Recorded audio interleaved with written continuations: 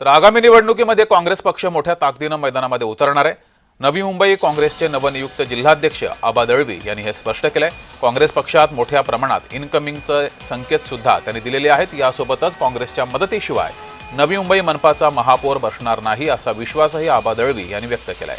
त्यांच्याशी बातचीत केली आहे आमच्या प्रतिनिधी कविता लोखंडे यांनी। पाहूया सर, काय सांगाल, कशा पद्धतीने तुमची पुढची रणनीती असणार आहे? त्या जरी पक्ष सोडून गेल्या असतील तर संघटन तिकडेच आहे।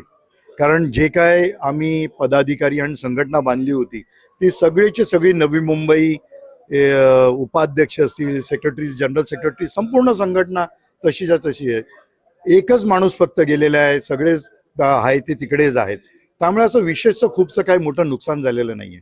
जर त्यांच्याबरोबर खूप मोठी समजा सगळी संघटना, सगळेच पदाधिकारी किंवा अर्धे पदाधिकारी गेले असते तर आपण असं म्हणता आलं असतं की पक्ष जो आहे तो थोडासा खिळखिळा झालाय, पण तसं नाहीये।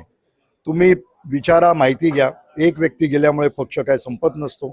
संघटना आहे, नवीन नियुक्ती केल्या गेलेल्या आहेत।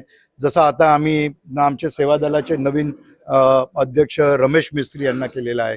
आम्ही महिला अध्यक्ष ज्या पूर्वीच्या आमच्या राहिलेल्या उज्ज्वला साळवे मॅडम आहेत, त्या आजही प्रदेशवरती सरचिटणीस म्हणून प्रदेशाचं काम बघतायत। तर त्यांनाही आम्ही पुन्हा सांगितलेलं आहे की मॅडम तुम्ही महिला जिल्हा अध्यक्ष म्हणून अधिभार तुम्ही सांभाळा। तर अशा प्रकारे परत आम्ही नवीन संघटना उभी करतो। जुने पदाधिकारी आहेत, ताकद त्याच जागेवरती आहे। एक व्यक्ती निघून गेल्यामुळे पक्षाचं काही नुकसान झालेलं नाहीये।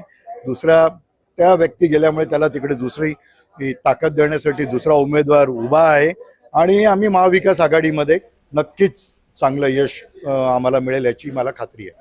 कविता लोखंडे, जय महाराष्ट्र, नवी मुंबई।